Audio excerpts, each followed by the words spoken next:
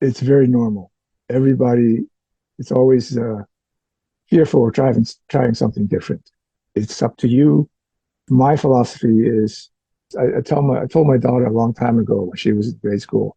I said, hey, when you're in class and if you're scared or you're too shy, try to be the first person to raise your hand when the teacher asks you something. See how you feel about that. Maybe that'll help you, get over stuff, or maybe not, but at least you know how it feels to be that person. So be the person to raise your hand if you're going to try something different.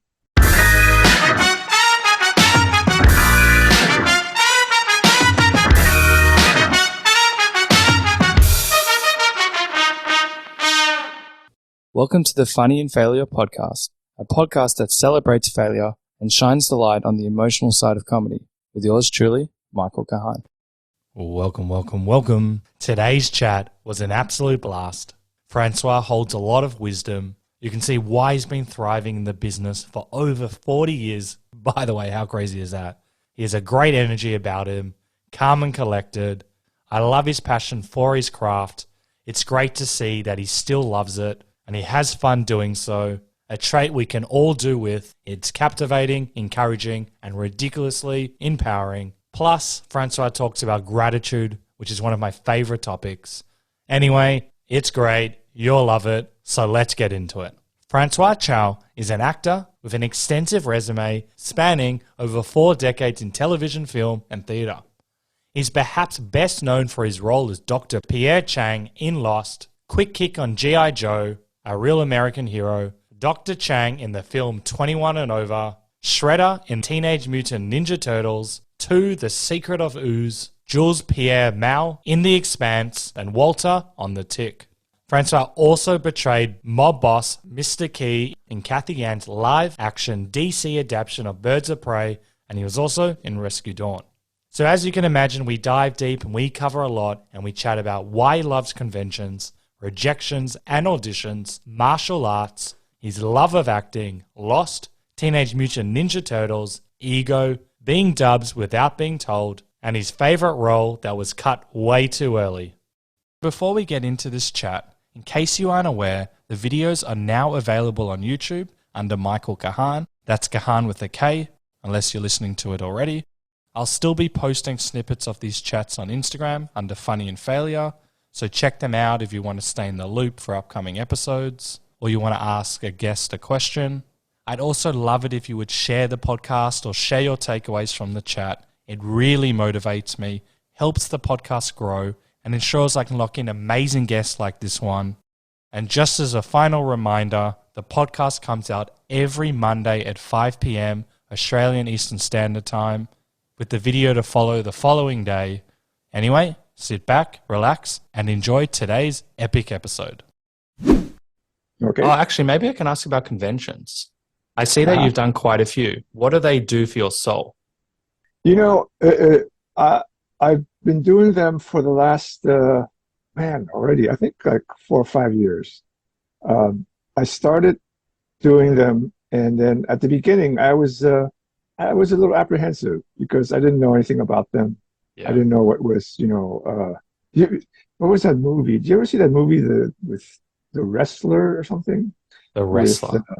Yeah. Anyway, he plays an old, wrestling guy, and he goes to like these small conventions or something, and there's a scene of him just sitting there at this table, and there's nobody around, and that's what I that's what I picture. Yeah. when they asked me to come and do one, I said, "Oh, okay. I'm not sure why, but I don't want to be just sitting there and watching everybody else getting autographs and stuff."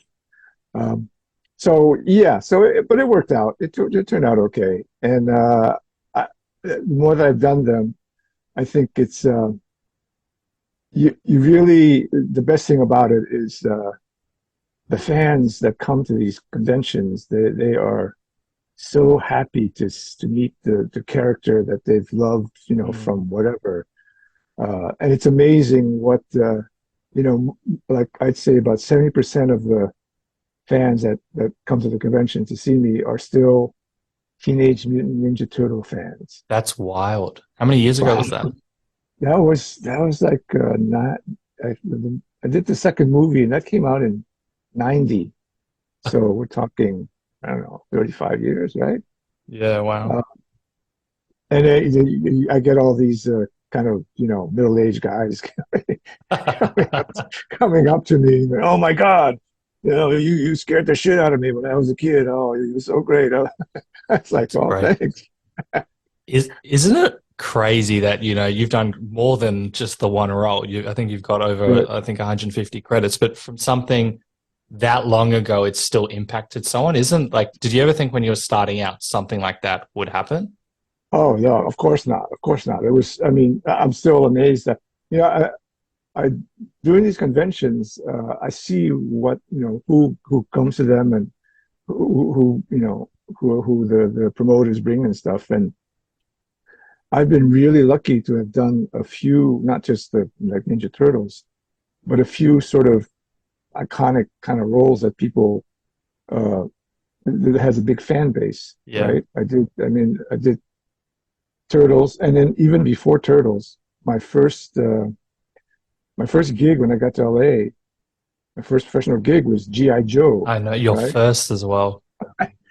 So, and it's still like a lot of fans, GI Joe fans are like, it's crazy, you know.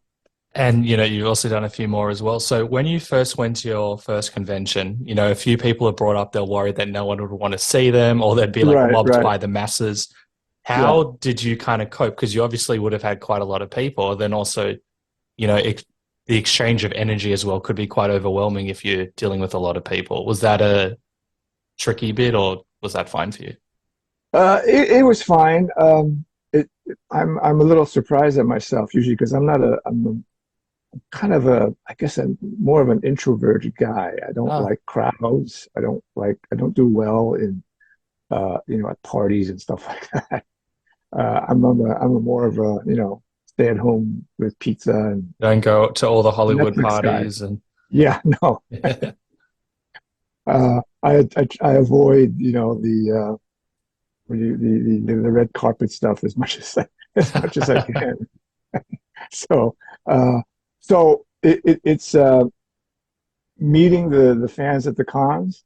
Um, it's like I say, they're so happy to see you that you can't help but be uh, the rapport between it is fine. There's very very rare times where of course there's certain fans who are that a little maybe questionable. overboard, yeah. Yeah. But even then, it's fine. It's not like What's the weirdest request or exchange you've had, if anything springs to mind? wow. This one time, this lady came up and she said, "Oh, here, uh, sign your name on my arm." I said, "Okay." Uh, she says, "I'm gonna turn it into a tattoo." Oh, wow. I said, "What? What do you mean?" She goes, "Yeah, my husband is a tattoo artist, and I'm gonna get this. He's gonna make it a tattoo." I'm like, "Okay." So I signed my, at least I try to make it legible.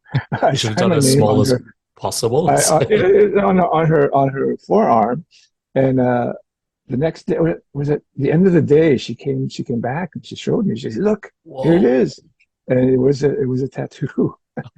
How do you respond to something like that? I'm like, "Oh man, that's too much pressure. That's like Like, I can't I've have my name." I have many questions. Did she have many visible tattoos at the time? Yeah, I mean, she had other tattoos, Oh, okay. so it wasn't like it didn't like stand out as, It oh my wasn't like God. the only one. Yeah. Yeah, Can you just imagine your name on her I arm? know. I mean, her husband is a tattoo artist, and that's their business. So it was, like, oh, okay, There. But can I you guess so. imagine you didn't realize what it was for and you wrote like across the whole forearm and she's like, Yeah, thanks? yeah, yeah, yeah. I'm like, oh no.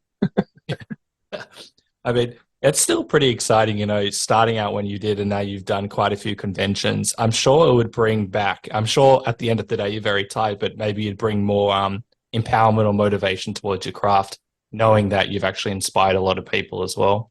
It's sort of a, I mean, it's kind of like a double-edged sword because you do feel like, oh my God, uh, it does make you feel very good that people like what you've done. At the same time, though, like with the tattoo stuff, it's like, oh, it's kind of a responsibility. I'm not sure Yeah, I can handle. with great power comes great Yeah. responsibility.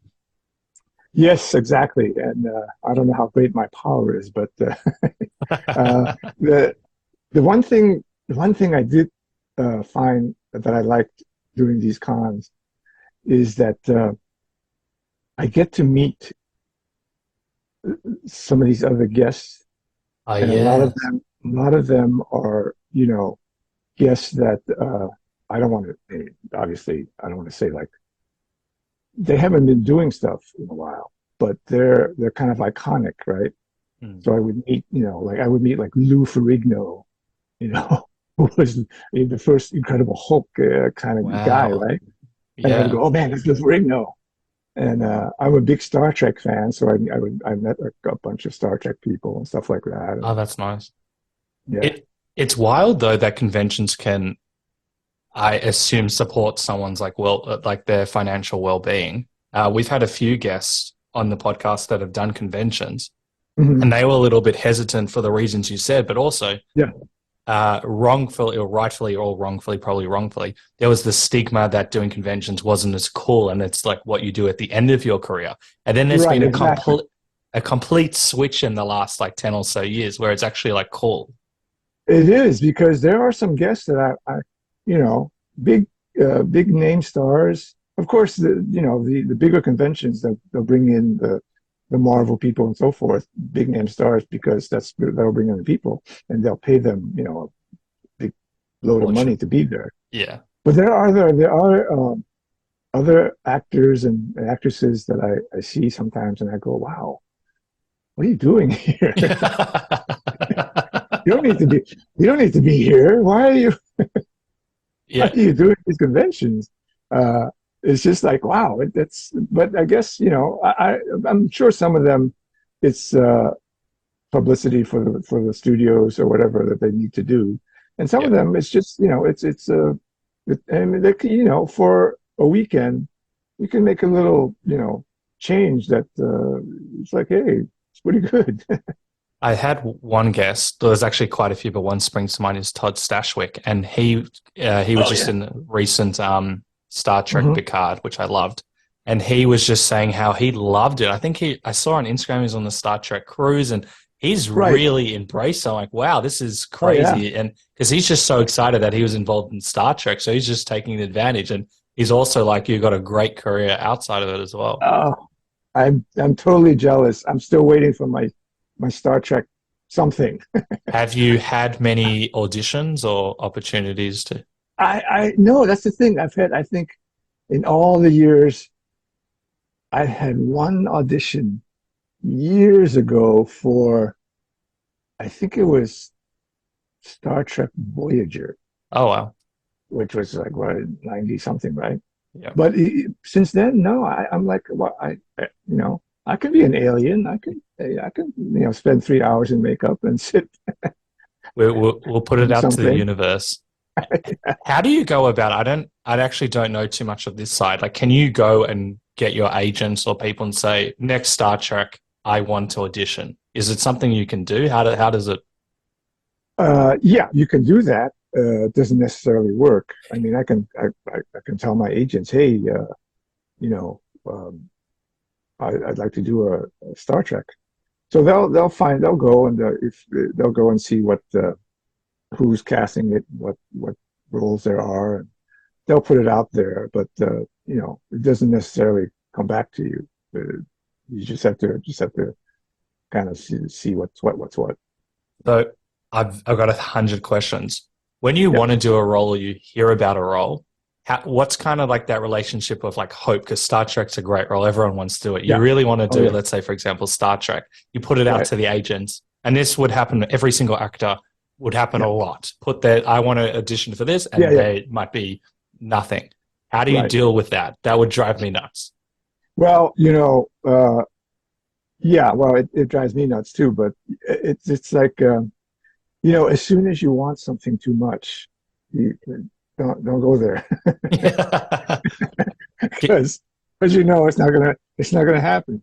As soon as it's in your head, oh my God, you have an audition and you think, oh my God, this would be great. I'd be great for this.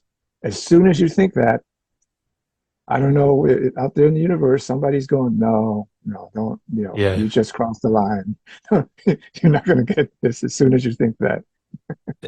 Can you expand on that? Is that like kind of, people have spoken about when they go for an audition and they're too desperate, people can sense it. Is Yeah. that what you're, Yeah.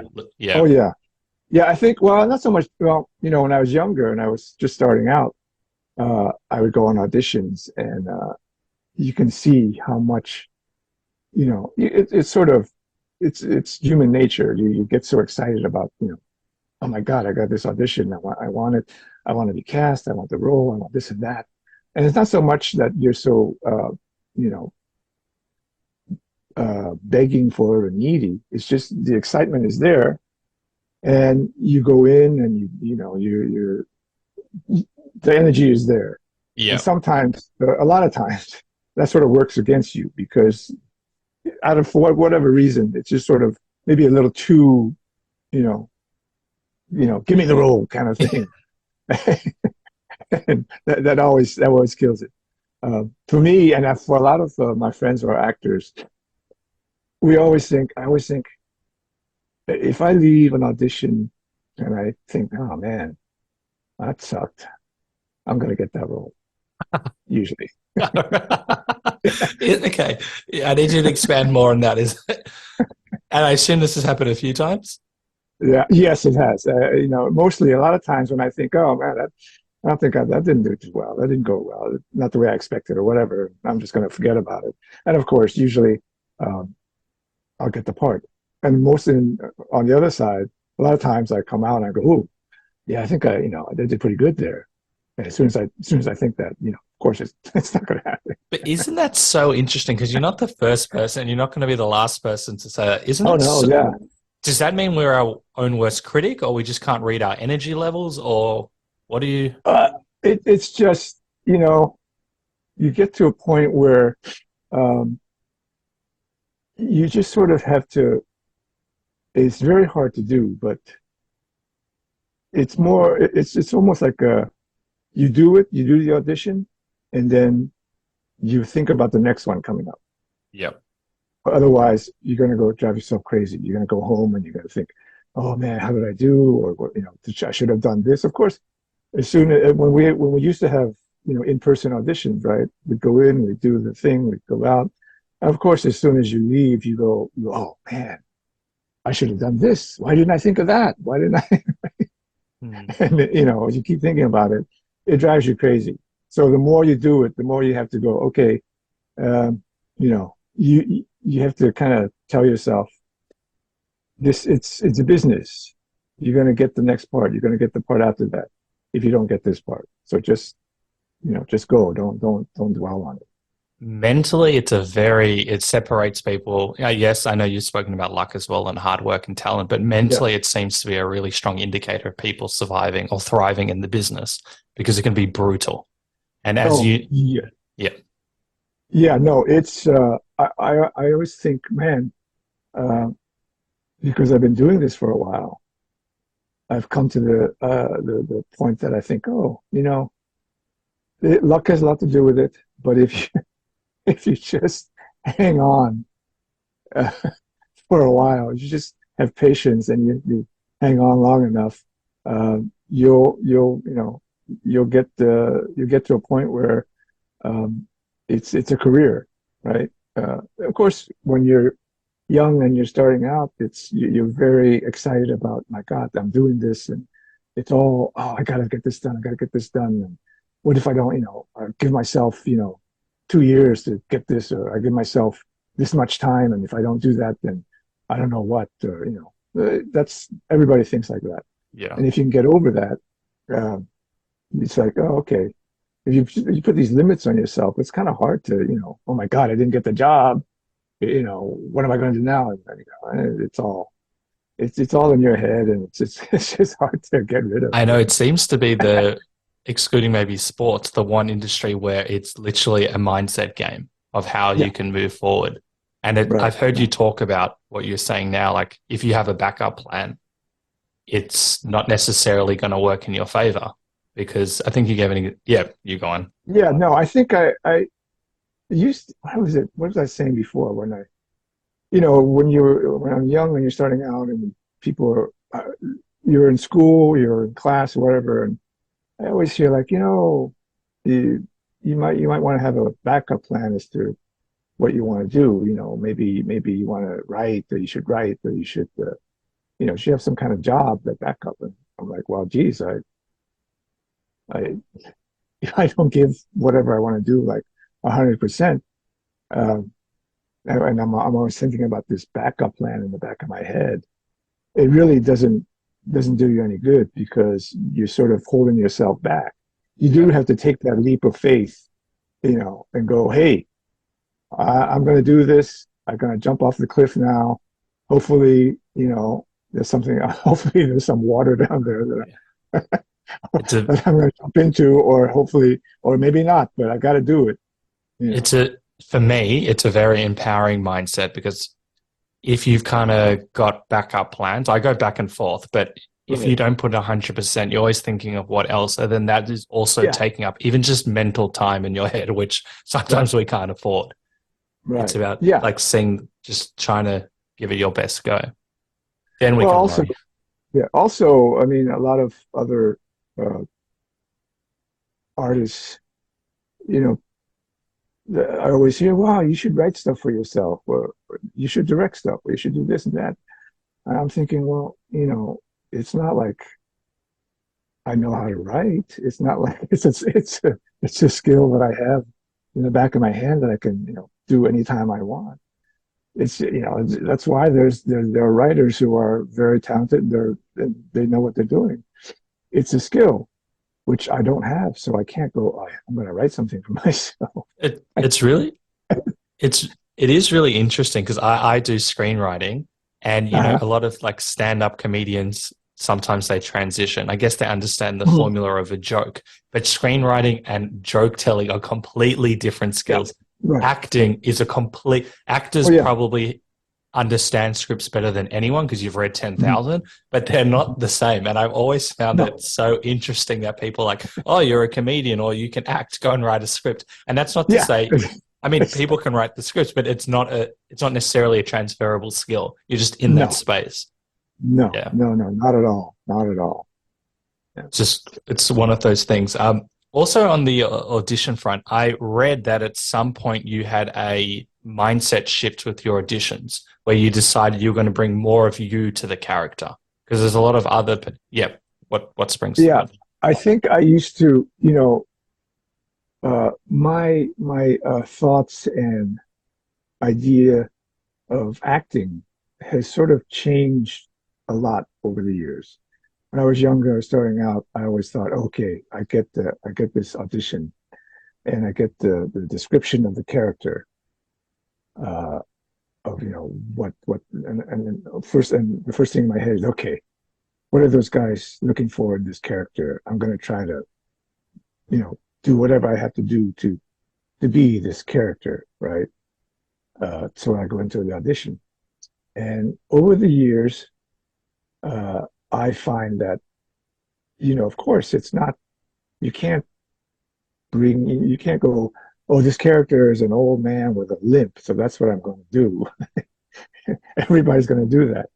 It's more of how the character comes through you.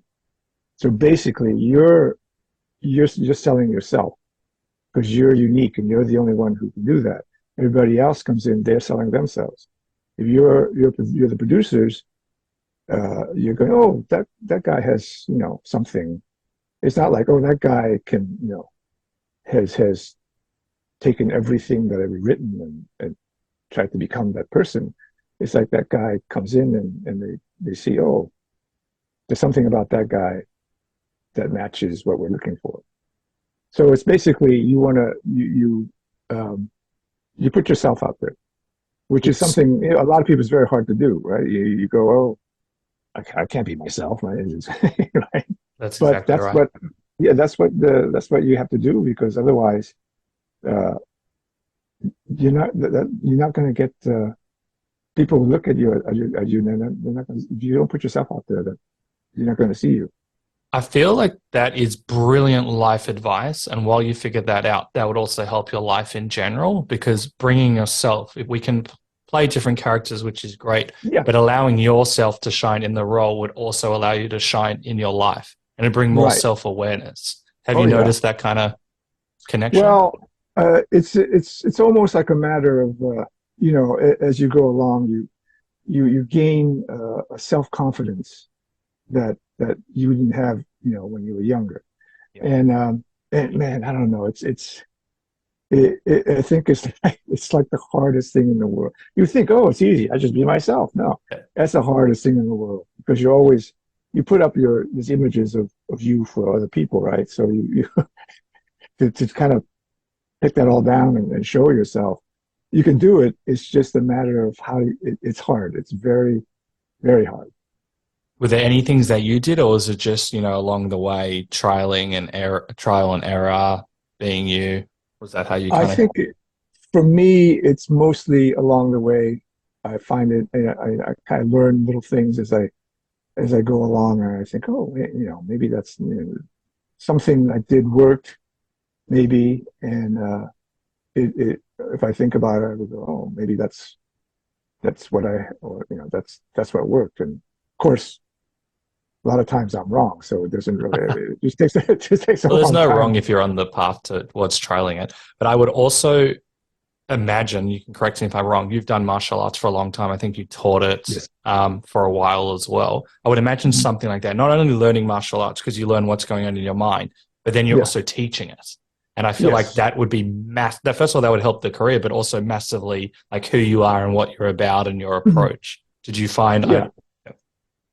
It's. I think it just boils down to uh, how do you how do you get this um, confidence in yourself? How do you get this self confidence that to know oh, this is who I am. Um, and it's great. This I mean, at least I found out who I am, and it's just I think it's just it takes time. I mean, you're not going to wake up one day and go, hey, here I am. I Yeah, found out right. That's how I'm going to be. It's just a matter of all the experience you gather through the years, and it just takes time to to get you to where you are. I mean, I don't agreed. think anybody. I'm at a point where I'm a little more confident than I was, with whatever 30 years ago. But who knows? I mean, 30 years from now, I could be going, oh man, I had a lot to learn, which I probably do. Yeah, it's it. I like that as a reflection along the way, and confidence is key. From the Yeah, martial arts front, what did that kind of do for you as well? Like, what did that bring out in you?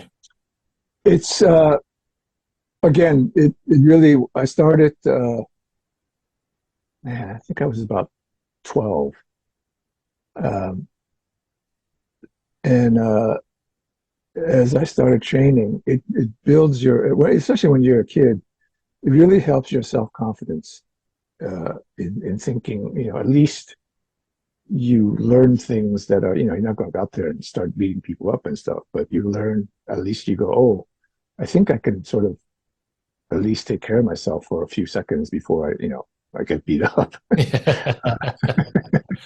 And as you keep training, you learn along the way.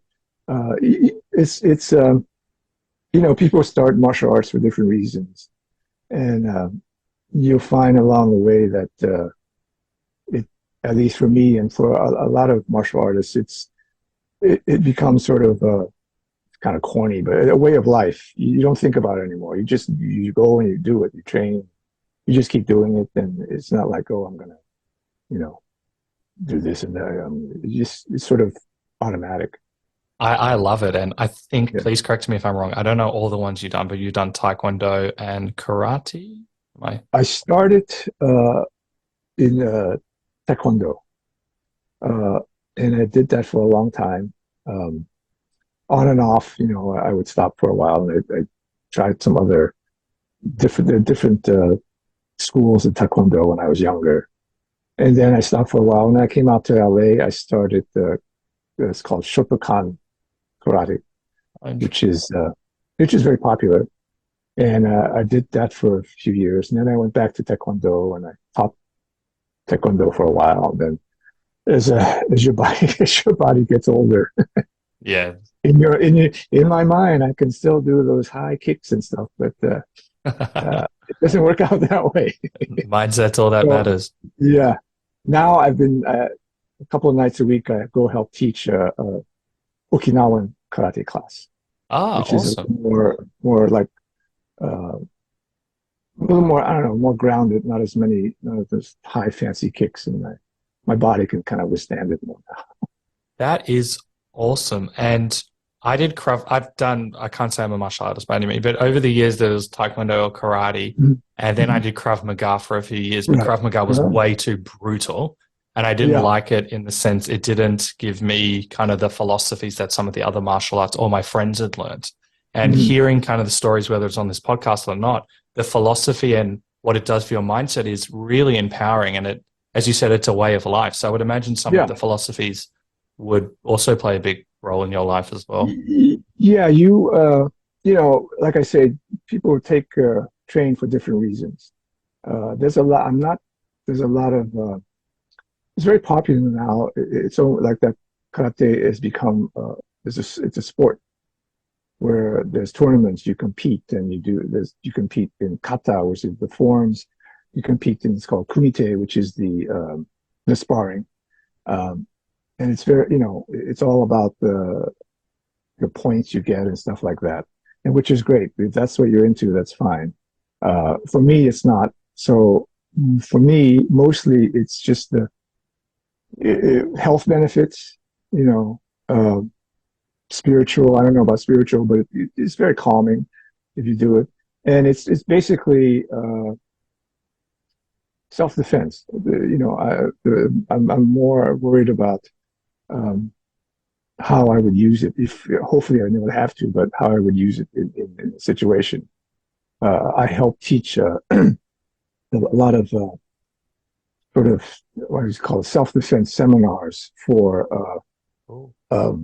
women and for elderly, like at care homes and stuff. And I see a lot of other self-defense seminars where they try to teach you, this person grabs you like this, then you grab the hand and you turn it and do this and that. And I'm like, oh, geez, if I was that person, I would never know what, you're not used to that. You don't. Yeah, especially like that one takes class. yeah, that takes years of training. And, so I always emphasize, hey, just the best thing you can do if you can, you got to run. If you can't run, then you have to protect yourself or cover yourself and, poke them in the eye or kick them in the groin and stuff like that, and go, or whatever you have to do. But that's more of the philosophy that I it's not like, oh, how do I look doing this kick? Yeah, it's not like stick your left arm out and punch. Yeah. Yeah, Yeah, and now yeah, move your yeah. left foot. Yeah, Yeah. That's years. That's years. It's a lifetime of training if you're ever going to get there. I know. Yeah, I did 3 years of Krav Maga, and there was like knife attacks, and I was still getting hit. I was getting hit a lot. Like I would have died 1,000 times over. And that's someone that's training quite regularly and Right. focusing on the knife attack as well. Yeah, but that's a good. If you have to defend yourself, right? That Krav Maga is meant to be brutal, and this is not how beautiful you look and how nice It's like you're kill the standing person in half a there. second. Yeah, how great you look in your stance there, whatever, right? I agree. It too much for me. I was getting destroyed because you wear the full body gear, and there was this one expert Krav Maga instructor. I reckon he weighed 40 kilos less than me at the time. He was probably half my size. His biceps were the size of my wrist. I'm wearing full body gear and I have the pad. And he goes, okay, you come up. And he pulls me up, and I couldn't even see his punch. He hit through the pad, through me. Wow. And I fell on my knees, gasping for air. Whereas no one could hurt me through a pad and through my body armor. And the way that his technique, and he just it reminded me of like anime where someone just punches and they fall to the, and I could not believe someone could hit like that. Like that's someone who can get into a fight. Me, I'm, as you said, running away or doing the necessities. It takes a long time. It takes years. Years of training to get to a point where you can think, oh, maybe I can do something. At least that's my thought. And a lot of people start taking class and get impatient and go, oh man, we're just doing the same thing over and over and over. But it's the whole. Yeah, but you go, well, you can't really explain it. You go, well, you do it because it becomes second nature. Otherwise, unless you're like, pure muscle and your speed and 10 stuff. feet tall. You can, just punch somebody. That's fine. But one of the reasons I really appreciated the Karate Kid was like wax on, wax off, where he does it 1,000 times, and then and then he could just suddenly know all the moves. That's the type, and obviously the character hates doing it for that long, and then eventually after all that practice, it comes in. And I feel like this is a weird transition, but I feel like that's with acting as well. You do it 100 times, you finally find out what works for you, but it's as we said, the mindset of am I going to let this destroy me or can I move forward? I always tell it may not. I tell like younger actors or say in a class, if I teach a class or something, I always say, hey, in your mind you have to make the choice that you're an actor, you're in the profession, you're in the industry. There's no difference. You gotta think there's no difference between you and somebody who's already you and Meryl Streep. Meryl Streep is incredibly talented, but she's been doing it for how long? And it's there. But you're just at a different point. Yeah. So you're an actor. You can't keep thinking, oh my God, I'm just a student and I gotta do this and this and no, you gotta get in there. Otherwise other people won't think of you other people will always think of you, oh, you're a student. Okay. If you don't think of yourself as here I am, I'm a professional actor, other people are not going to think of you that way. So that's what I tell people. Hopefully, it helps. Hopefully I may be wrong. I don't know, but no, I think the theme seems to be around mindset. Do you remember, I know it's a hard question to answer, do you remember when you realized, you know what, I'm actually an actor and I'm good and I can actually do this for the rest of my life? I don't think it was any one moment. I just kind of kept, but another big thing is luck. And I've been very, very lucky in terms of what I've been able to accomplish or do. It just sort of, I moved to Los Angeles after school. I thought I wanted to do film and television because I went to school and I did a lot of theater and it was great, but I really wanted to do film and TV. So I moved out to LA with that in mind. And I sort of didn't, of course I had one friend out here and we were both in kind of the same boat. We were just starting out. We didn't know what to do. But I got lucky. I got a commercial agent and they sent me on an audition for this cartoon. And I went in, I did the thing, and they called and said, hey, he's cast. And I thought, oh, great. So, and I went there, I went to the first job, and we go in and we sit around and we have a read through the script, and then we'll get up and start taping it, right? But I was like a deer in the headlights. I was just like, oh my God, what the fuck is going on? Yeah. And all these voiceover actors are like legends. They've been doing it for so long, and they got like a million voices, and they can just boom, boom, boom. And I'm like, oh my God, I got up and I do my thing, and it's just like, oh God, this is hell. I had to do it over and over. I was like, oh my God. Okay, but then you get the hang of it, and you start doing it, and other things happen that mostly luck. So it's kind of along the way. It's just been like, hey, this is good. There's no really one point where I go, oh, yeah, I think I got this. First of all, you're very humble, and luck. I agree to some degree. There's also hard work, and what you've been able to do. You're easy to work with, and 1,000 other things which we'll get into. But I understand what you're Oh saying. yeah, no, I mean, don't take luck has a lot to do with it, but yeah, hard work and the stuff that you can control. Obviously, you go to an audition, you can't they cast you or they don't. But if you're working, the stuff that you can control, you always have to, be ready, know your stuff. I always trying to tell my daughter, hey, uh, early is on time is late. So never. And people would be I'm trying to drum that surprised. into, yeah, I'm like 5 minutes late. What are you doing?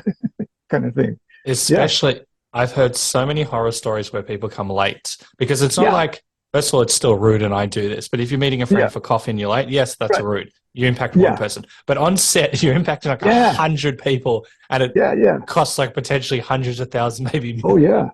yeah. And it's unless you're an A-lister or whatever, I think you could, Even still, even still, yeah. other A-listers, if you're working with them, they're gonna go, hey man, what's the deal? That's why it's funny.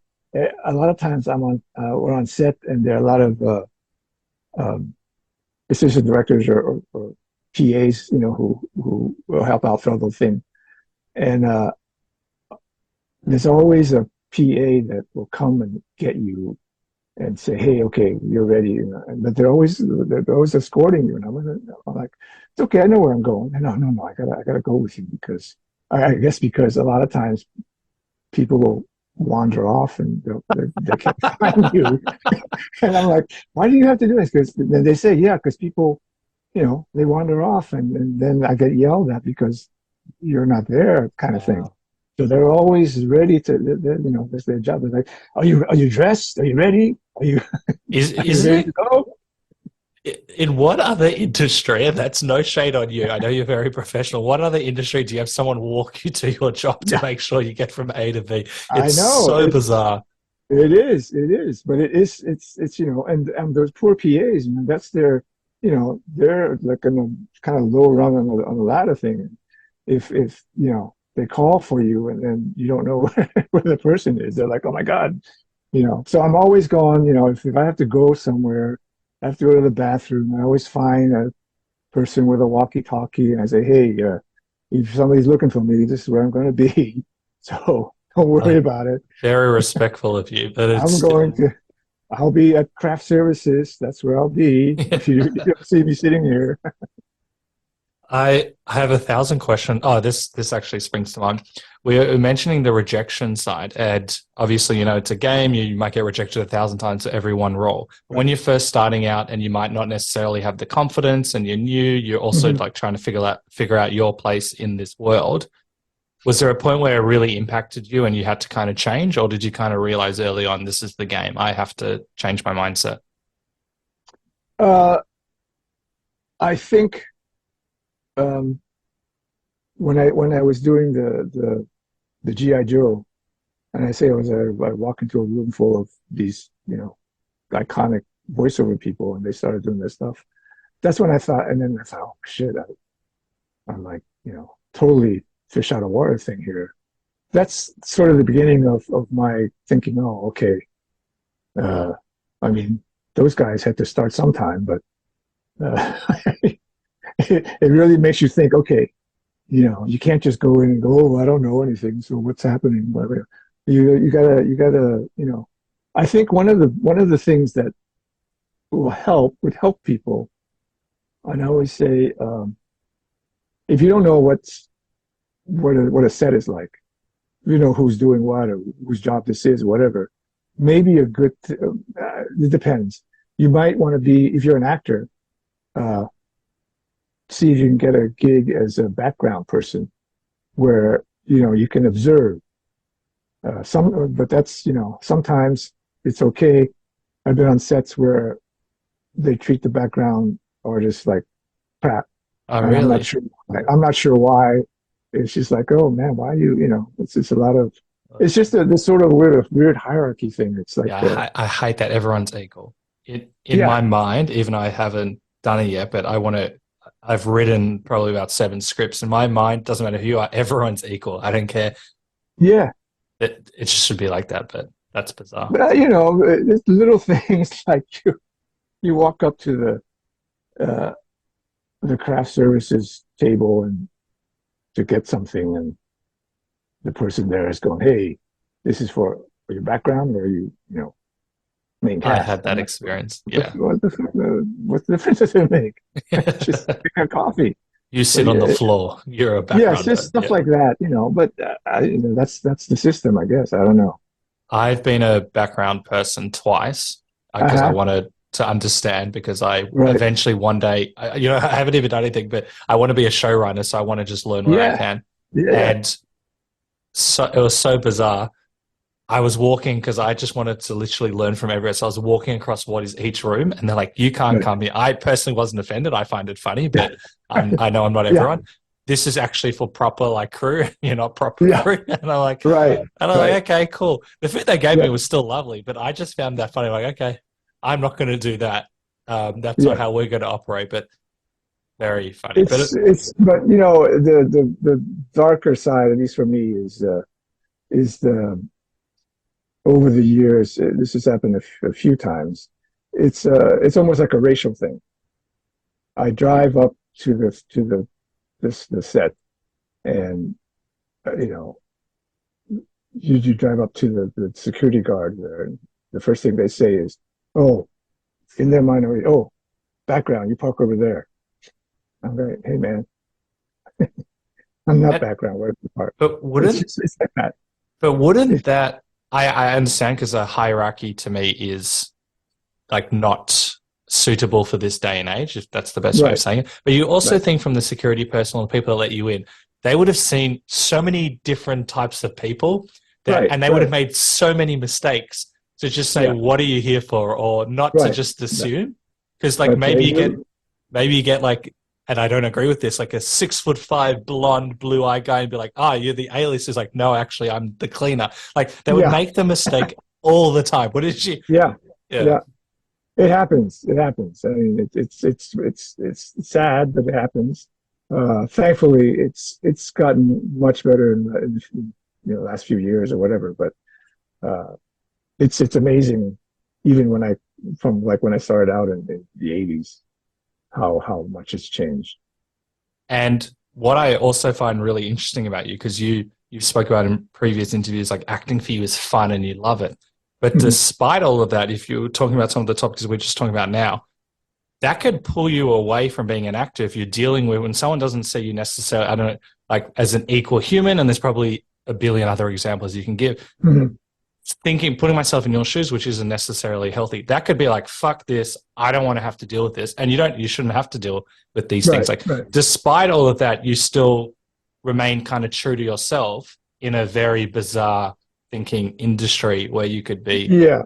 Well, I mean, I think everybody deals with it in their own way. I But you could didn't be give the up. person. I could be the person that goes, screw this. This is crazy. But the one thing is, I find that not just it's not just the acting. I love being on set and when watching just the whole thing, waiting for, to do your scene or whatever, just watching how people are working, what they're doing, the whole atmosphere is really very, very appealing to me. And that's part of it's funny. I used to be like, oh, I would get to the set and I would just hang out in my dressing room until they were ready, and then they called me. Uh, Lately, uh, I if I can, I would just go to the set and hang out on set and watch, and see and talk to people and see what they're doing, even though they're doing another scene or whatever. It's great to watch other people work, watch other actors, what they're doing, how Yeah. they approach it and stuff like that. does that allow you not only to bring back, well, not bring back, but bring the joy into the craft, but also learn from other people as well? Just like yeah. It's just I don't know. It's weird. It's just the whole atmosphere of being on set for me is amazing. It's really I'm not sure why, but I haven't lost that feeling. I hope I don't. But it's I don't think unless you of will. course unless of course I'm sitting out there in the 20-degree weather outside, going, oh my God, let's get this. Why do we need one Put more the heater take? on. Come on, we got it. It's good. I think that's a really interesting point that you bring up. 40 years, 40 plus years. And when we do something, doesn't matter, when we do something for a certain amount of period, we can become a bit bitter. And I'm sure you've had moments, we all have, especially because of some of the other stuff you've spoken about. Sure. But, today that you could, just looking at you and hearing you speak about how much you love just the craft and wanting to be a part of that, that's rare. And that's someone that's followed their passion. Not everyone follows their passion for various reasons, but you followed it and you still love it. And that, to me, gives me great hope and confidence that when you find your thing, yes, there's highs and lows and challenges and we have to work through it. But looking at you today and still smiling is like, to me, that's like the greatest success or achievement of all. I of course, I think, again, back into luck being a big part. I'm lucky enough to have found sort of my wheelhouse. This is what I'm really good at. This is what I love to do. And I have no interest in, like I said before, directing or creating my own whatever. I love I love being an actor, and it's but I also I need I need writers. I'm not a big improv guy. Whenever I'm on set and they're like, okay, so let's improv the scene and see what happens, I'm like, oh fuck.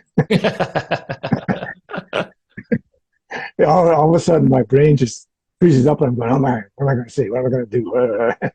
It's also a very different skill as well. Yes, it is very different. I wish I was more, I had more, like, I wish I was braver, I guess, to be able to do that.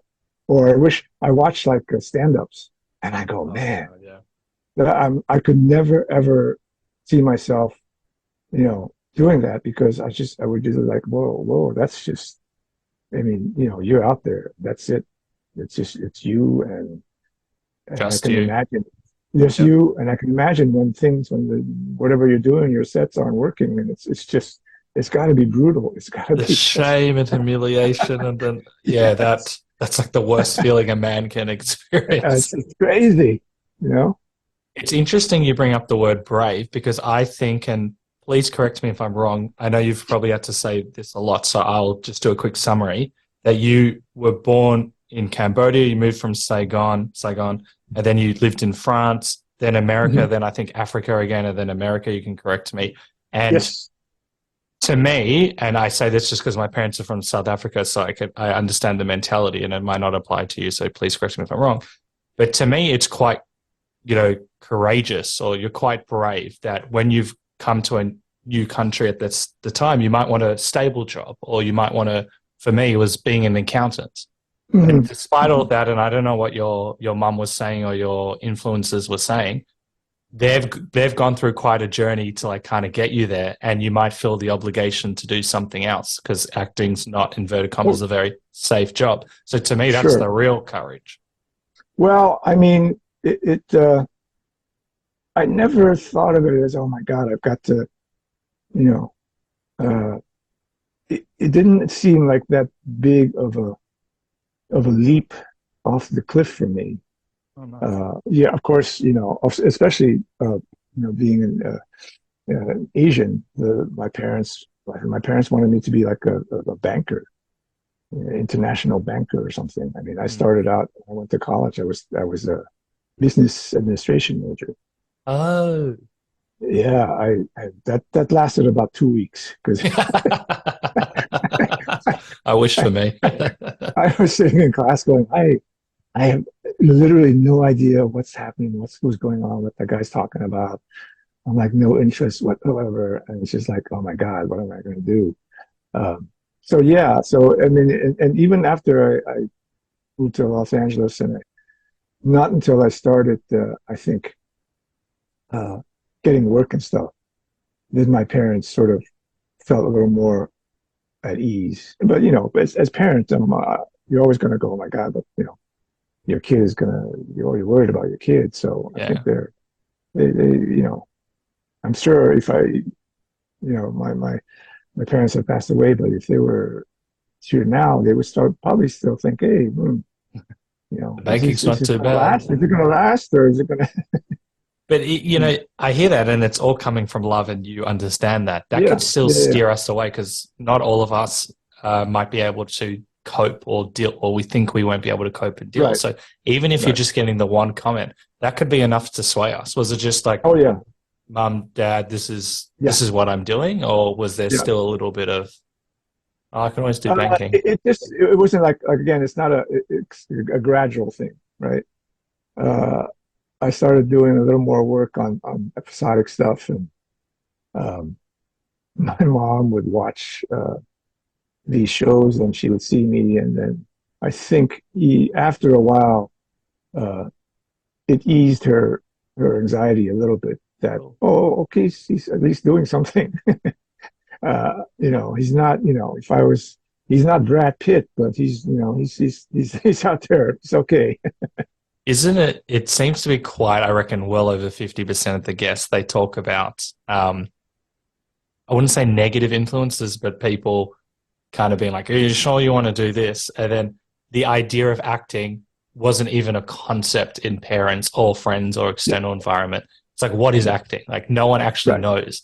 And so for you to figure out, especially at that time, because it's not in your face as much as it is now, to even like know that you can make a living off it at a young age is pretty profound.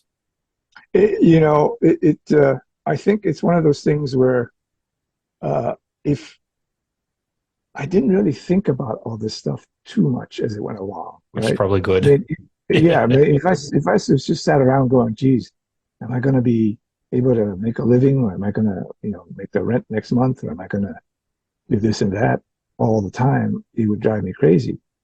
There was a legitimate stuff that I should have been worried about, but I sort of, like I say, things happen. I got work, and that work and the other work, and it's kind of kept going, which is, again, for me, luck is a huge part of it, because I know a lot of friends who are incredibly talented, who should be, this and that, but for whatever reason, this is not hitting for them.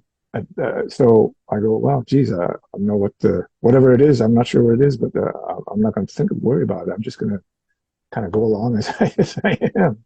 I brought it up 100 times. I also think it's something to do with like your mindset and philosophy or outlook on life, and you're carrying that on into the room or meeting people that would help you, because there are plenty of talented people, unfortunately, who don't have that. For whatever reason, it didn't happen, or it hasn't happened yet. So I don't know. Interesting. And this is kind of like swaying off topic a little bit. Because you've been doing this for so long, you would have seen like transitions of the industry in terms of when you first started, you would have had to stay by your phone to get an audition, to now you can leave the house and you don't have to wait by the phone. So did that? Yeah, I can see. When I first started, we had, man, I can't even remember those things. It was beepers. Oh, interesting. Yeah. Yeah. And then you would get a message or whatever, and then you would have to go find a phone, and then or we all had answering machines. Yeah. Right. So we find a phone and check your answering machine to see if you have any messages. That's how you kind of did things. I remember when I would be working on a set or something, and the background artists would be, as soon as we had a break or something, they all would go and find a public phone, because they would have to check to see if to see what their next job would be, or how how things are, whatever. Cut to now, where man, you can't. You can. It's amazing what what the iPhone and the internet has made. It's you can find anything you want, anytime, anywhere. It is a very different world to the one that you spoke about to now. But I would also imagine when you're first starting out, because of technology, amongst other things, it could take away from you being grounded and present, because you're always very focused on the next call, which I'm sure is still a focus now. But now you can go out and enjoy your life because you're going to get. Did that impact you at kind of that stage about like enjoying life and being present? Yeah, it was a little more, I would, if I go off to, my wife and I would go, off somewhere for the day, I would always have to, once in a while, call my answering machine and check to see if there's anything there, right? If maybe there's a audition I have to get ready for tomorrow, or if there's something. It's not like I'm, every 5 minutes I'm going, I got to check my thing. Because I would be, so that's what I'm. But you sort of, that's, it's sort of like the way things were. Like, you got to check on, see what's what, and make sure you're just on top of it. You always think, I don't want to miss anything. Yeah, that's exactly. Because that mentality, once again, putting myself in your shoes, don't know if necessarily healthy. If I could have massive FOMO and always be checking every 5 minutes, like that's why I'm not on social media as much as I used to be, because I know that I would just be constantly like refreshing in the sense. Yeah. It's it's weird, I mean, I don't. I'm on the phone, and if I'm bored, I'm on Twitter. I'm just scrolling through and seeing stuff or whatever. And an hour later. It's not like I'm thinking I'm missing anything. It's just like, I mean, it's like drugs, man. It's like you're an addict. You're just like, this is what I do. You don't think about it, right? And you just go, I gotta do it. Like before bed, I'm like, I'm going to bed. Yeah. I'll look at 5 tweets, and then I'm like, oh my God, it's close to midnight. What have I done? And then you feel bad. Exactly. I'm like, okay. Yeah, and that takes away, because that actually impacts my quality of life, where I'm losing potentially half an hour of sleep in the morning and at night. So I have to have very strong boundaries. But once again, like going back to where there's potentially no technology and just trying to like live your life, or maybe you want to go for a hike and then you realize you've got an audition the next day, that could take away as well. But you seem to have got a really good balance. It's funny that, because I've been doing this for a while, and I think it's just natural. You do get a little jaded as to how things are going to working. So you're not that worried about, well, geez, I missed this thing. It's not the end of the world, right? Yep. It's just, okay. It's too bad. I wish I had, whatever, but I'm not so worried about missing something, as opposed to, hey, I got to go on this hike for a while. If that stuff can wait, it's okay. That's pretty good. I think that's not necessarily jaded in the sense you understand there's more to the world than. Yeah, you have to say, hey, it's okay. You didn't, you can't live like that. I don't think. I agree. That's. It's just not. That's why I find it very interesting. Also, another thing I read, because I wouldn't say this is a horror story, but everyone's kind of given like a horror story, or where they realize that the industry, is all about money and not necessarily about collaboration and teamwork. And I'm sure you got 100 examples, but I think I read or I heard you say that in one of the roles, maybe it was Teenage Mutant Ninja Turtles, I always get it wrong, where I think while you're acting, they told you that you were going to be dubbed, and they didn't even tell you. Like things like that would drive me nuts. Oh yeah, I mean, it's not so much that, oh my God, it wasn't it wasn't like a personal thing where I thought, oh, how dare they? I can do this, better than anyone. it was always more like, yeah, what you should have told me this like, 4 days That's ago when yeah, the communication. my voice was, not my voice at this point of going, get those guys. For the last 3 days, I could have, kind of saved that. But that was the extent of the sort of annoyance of it. It wasn't. I don't. I don't. I can kind of think if I ever got kind of miffed about something that I think, about some kind of, I could have done that. Why didn't they ask me? Or I could have done that, better or whatever. I should have, it wasn't kind of an ego thing where I said, I'm the one that should do it. It was just like, that's just kind of annoying. But then that's all right. But I feel like not only you're humble, but you've actually pretty aware of your ego. But even like things where they're like, we're going to give you the role, or this is going to be the next big thing, or the false promises. Maybe you got roles that you didn't get roles or you thought, or even like, for example, Lost, you did a great job. Maybe you're told by agents that you're going to be the next big superstar we hear about when big shows end. There's like false promises. I feel like you would have had a lot of that over like your journey, and just being able to kind of balance that, and also ego wise would be also a bit tricky. Yeah, it's doing these Comic Cons does great things for the ego, because there's just people coming up to you and going, "Oh my God, I loved you in this, I loved you in that," and you're signing autographs and stuff like that. And as long as that's as long as you don't get carried away, it's great. Exactly. But like getting these roles on Lost and these other shows that I've been lucky enough to get, it's almost like I never thought of, oh my God, this is it. This is what's gonna get me to. I always thought, oh man, it's always great to have a job. Yeah. Because there are times when you sit around and go, man, working is so great, but when you're not working, it really, really sucks. You just kind of go, oh God, So every time I work, every time I get a job, I'm thinking, oh God, whew, oh man, it's a load off my mind. It's going to be, I get to work, which is fun, which is like, oh, okay. A lot of these fans at the cons are always asking me, hey, so how do you go about choosing these roles that you have? I'm like, well, I'll tell you, I don't get to choose them. If I'm lucky, they choose me to do it.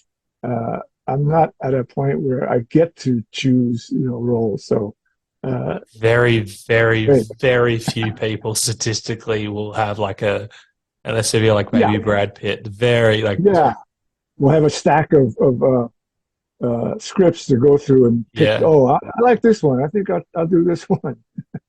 I know it's a funny world. So it sounds like you just go back to I'm happy to do this. So you don't let maybe the false promises or the no's or all of that stuff impact you.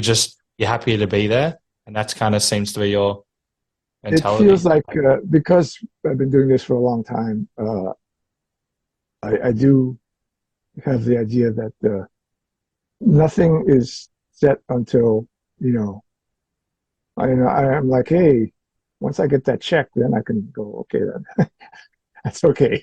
I got this. Have you had many experiences where you think it's going somewhere, or maybe that you're told you're going to be acting for longer than you are? Oh, actually, the Tick. This is a great example. Tick. Yeah, what springs to mind? No, it's that's one that really hurt, that we couldn't get to do another season, because that role for me was like, man, I had been waiting 40 years for this role to come along. Cool. And I had such a great time doing that show that I thought, wow, now I get it. This is what it's about. Yeah, I could have done another 10 seasons of that. That'd be I'm so glad that you found that, and it's also interesting to know, because you've had so many different roles, that after like 40 years that you find a role and you're like, nah, this is really what it's about. It to me, that's also about life. Like, life can keep on getting better, and right. I'm very against like age in the sense of it goes all downhill. And you're talking Yeah. about how life kind of gets better, which is very empowering for me. But from the Tick side, this is a role you've just said that you'd loved. It sounds like a great cast. It's going well. And then you find out that it's not going to be renewed. Mhm. How do you deal with that? Because you said that, it hurt the most. How do you actually Yeah. move forward from a role like that? Well, like I say, if you've been doing this for a while, even though this one was cut deep, uh, it's sort of, hey, that's how it goes. You got to just move on. Of course, it would be great if it kept going, but you just you go, oh man, at least you got a chance. At least I got a chance to do it. At least it came along, and I did it. It was just in terms of acting, because a lot of the stuff I've done is I'm usually the bad guy. I'm usually the villain or whatever. And in terms of acting, I I've always been trying to get to the point where for every actor it's not, you're not working, you're not acting. It's just it happens. Oh, wow. When they say action, you want to get to a point where you're not going, oh, now I'm acting. You are. You have to relax, and you just do whatever it is you're doing. And as simple as that sounds, for me at least, it's so hard. It's so hard to get to a point where I can just not try to control stuff, right? Just to relax and let things happen. With the Tick, with that role, it was where I really never had to. It was just like, oh my God, this is it. I never thought for 1 second where I thought, okay, this is what I got to do. This is how I'm going to do this. I'm relaxing. They say action, and then do this and that. It just it just happened. Oh, that's And that feeling was just like, oh my God. That's why it was such a great part for me, and why that show meant so much to me. Yeah. I'm so happy you found that. Yeah. I also saw from the Tick side, and once again, I think it's so awesome that you found it and you just were kind of, I call it like the flow state, where you were the character, and it sounds like an overall great experience. I also saw that you guys were campaigning quite hard back at the time. Was there were you under any impression that it may have been able to come back? Or are you just kind of hoping? It's hard to tell because with these streaming services, these shows on the streaming services, you don't know. You would think, oh, Amazon, canceled it, but we could just take the show and shop it around. There's so many services that somebody would pick it up, right? But I think there's so many different things that affected that it's not that easy. I remember I did the other show, The Expanse. At the same time, right? Right. And The Expanse was also canceled after season 3. But then there was a big campaign to try to shop it around and get it going again. And it got picked up by Amazon. So in that point, it worked for them. It worked for The Expanse. The Tick, for whatever reason, I'm not sure, if it's because the Amazon owned it and they didn't want to do this or that. They couldn't get it. They couldn't get it to another service. Well, I'm glad that you found it, and I'm glad that you also got The Expanse got another season. It is a wild ride. What we're going to do now is a rapid fire segment. So the first thing that springs to mind, I feel like you've done heaps of these over your life. I haven't. Oh, well. But okay, I'm ready. First thing that springs to mind, but take your time. I'm not going to comment on them because every time I comment, we're going to sway it in 100 different directions. I'm going to immerse some fan questions in some of my questions. What is the role you really want to play? I've already played it. Walter in the Tick. Are you happy with your character in Lost? This isn't worded very well, so I'll redo it. Your character in Lost, are you happy with how the character finished? Yes, I am. It was surprising because the character turned out to be much more of a jerk than I thought, but that's okay. Did you ever think that it would have a life after the show? Because I know you've done like cameos and the conventions and... No, that stuff never comes up. I mean, you never think about that because who'd have thought I'd be doing, Ninja Turtle stuff 30 years later. Yeah. You do the stuff and it happens. What was the best part of being part of the Teenage Mutant Ninja Turtles franchise? The best part of that would be, I guess it's taken a long time, but it's being a part of some iconic show that's lasted this long and seems to be going strong. Best location you've been to for acting? Hawaii. What's been your special ingredient to work all these years? Luck, hard work, and just not think about it too much. Do you have a philosophy on life that you follow? I do not. The only thing I can think of is, I've told you before, early is on time is late. I love it. What's your favorite thing to do when you're not working? Watch TV. I also heard that you play video games as well. I once in a while, I've been, it's just it takes up a lot of time. Yeah. Because you get hooked there, right? And you're at 4 o'clock in the morning. You're there. Yeah. In an interview a few years ago, I think you were playing Zelda with your daughter, or your daughter was playing Zelda. I thought that was very cute. Yeah. Biggest pet peeve? People who are late. I was just about to say, besides people getting late, anything else spring to mind?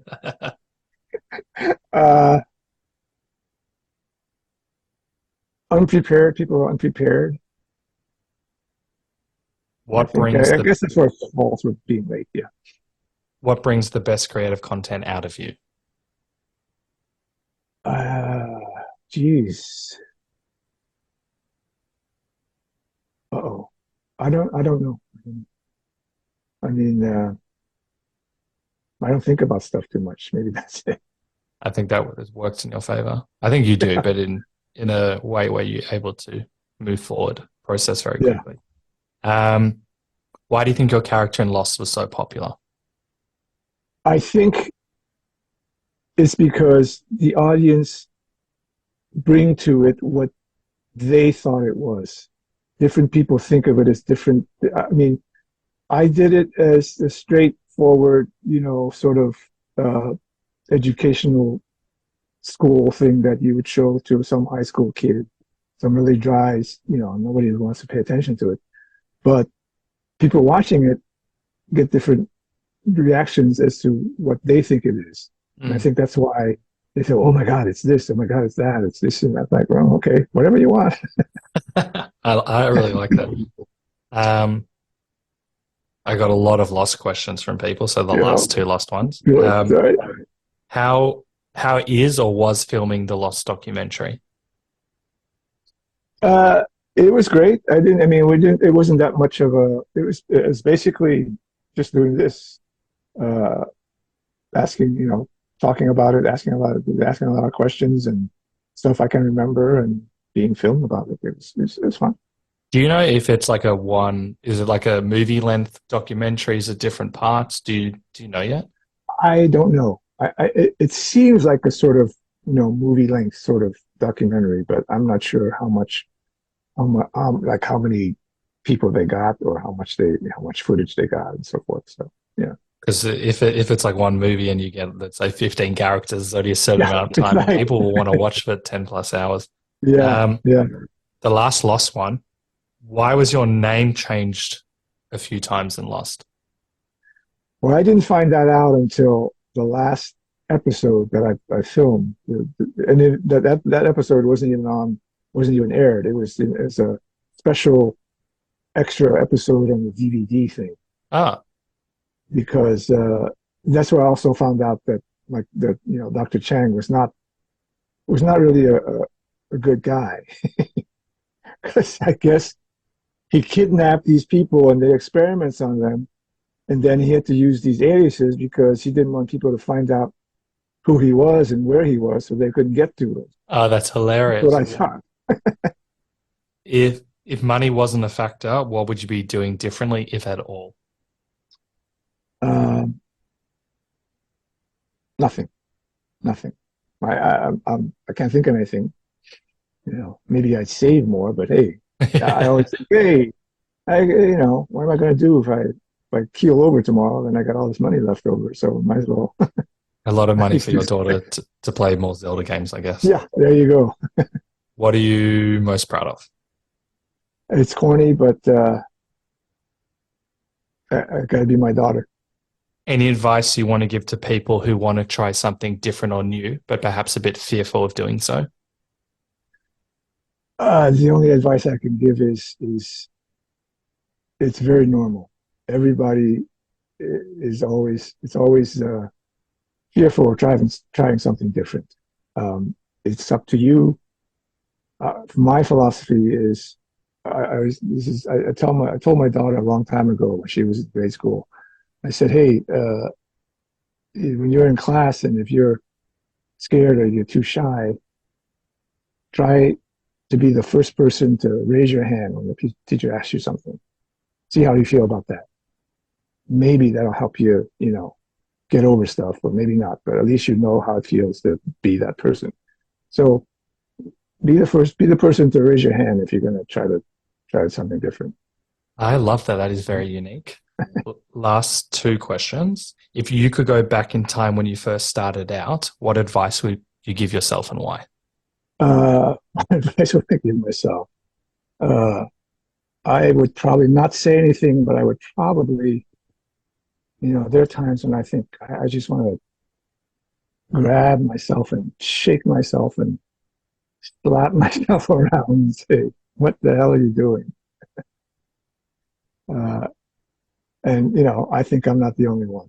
Yes, I think we could all resonate with that. And before we go, how can people follow you and keep up to date with you? I'm not big on social media. I'm on Twitter. I'm on Facebook, which means like I'm really old now. But I'm one of those. What do they call it? Not stalker. Lurker. FBI agents. No, I don't post anything, but I always like to look through stuff. Yeah. I'm there. On Twitter. On very, very rarely will I'll post something. Like there's a con coming up, and they say, "Hey, you gotta post something about it," and then I'll try to do something. But otherwise, I'm not big on it. Use more for your own personal pleasure / time waste. Kind of, yeah. I just it's not like I don't. I see a lot of people, and this is great for them. This when they can get to post stuff like, "Hey, I'm having a coffee at Starbucks down here," and whatever. And then look at this, and it's like, that's not me. Yep, I resonate as well. Thank you so much. I love your mindset and philosophy on life. You are a very empowering man, and thank you so much for taking the time to have this chat. Oh, thank you for having me. This has been great. It's gone by very fast. I hope I didn't, bore people with my ramblings, but it was very fun. You were fantastic. Thank you. I love how Francois mentions how he encourages his daughter to raise her hands, even though it can be scary and intimidating. New things can be daunting, but just by raising your hand and giving the task a go, you'll be informed whether this is for you, regardless if you're good at it or not. He goes one step further and questions how we feel in that moment. Often this presence and awareness will lead to the answers we need. Many of us don't raise our hand or try new things because we are scared of the unknown. This chat is a reminder to have a go, because genuinely speaking, you are better off for trying. So I'll leave you with this epic quote. Expect good things. Raise your hand for opportunities. Ask for things you want and advocate for yourself. Malik Till. Thank you for listening to the Funny and Failure podcast, exploring the deeper side of comedy.